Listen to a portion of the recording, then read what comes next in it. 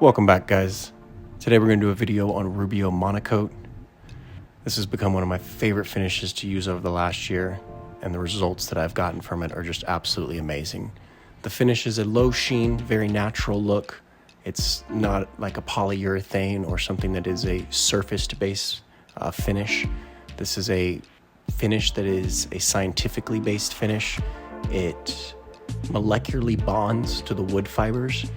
Therefore, if you scratch it down the line, it's as simple as applying to a rag and wiping over that scratch. It will not adhere to itself. Therefore, it doesn't have overlapping marks. If there's heavy drips, I've had instances where I'll come back days later and find a drip or something under the table. And because it doesn't adhere to itself, once it's a little thick, but it'll only adhere as much as it can take. And then after that, I've had to do epoxy repairs over top of it just to test it. And the finish is absolutely incredible. It's one of the best finishes that you can get into for a DIY finish.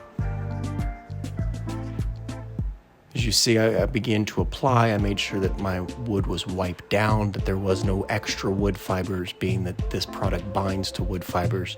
It's very key to make sure that it's a very clean surface. You then can just kind of go wild wherever you want to pour. I always suggest that work from the middle to the outside so you don't have drips and it doesn't waste the product. Rubio will recommend a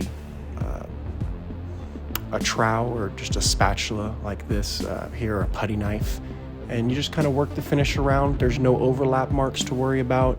You work your way around and you try to really conserve or not use a lot of this finish. It's just because it's applied. Make sure you scrape it. That's what the scraper's for, is not necessarily to push it around, but to really get it off, because it's only going to accept as much as it's going to accept.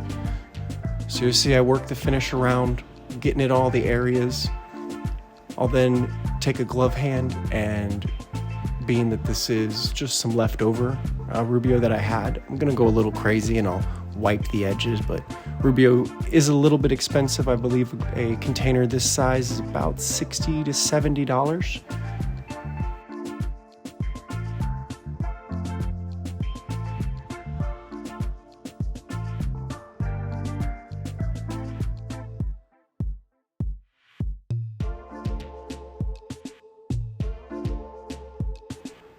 So as we wrap up, you see the sheen level is just about what you would expect from an oil style finish, but the durability is leaps and bounds what I've ever found in an oil style finish. Oil style finishes as well, they seem to continue to penetrate. Rubio, I suggest a second coat. Rubio claims and brands himself on a single coat finish, a monocoat finish.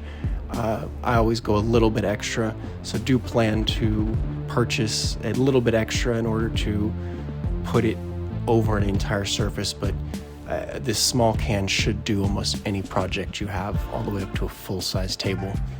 You can always come back, but I tend to let my first coat sit in overnight. I'll do the process you see here. I'll buff it out. I'll make sure there's no sticky residue, and then I'll let that kind of soak in. Then that next coat is going to be about half the amount that we put on here. It's not going to accept much more, but you definitely want to try to force a little bit in after that grain is kind of really soaked it up in dry. You want to know if there's any extra wood fibers that just happen to be exposed. Hey guys, thanks for watching the whole video. I truly do appreciate it. If you would though, don't forget before you go, drop a like, drop a comment below, and don't forget to hit subscribe. We got so much more to go.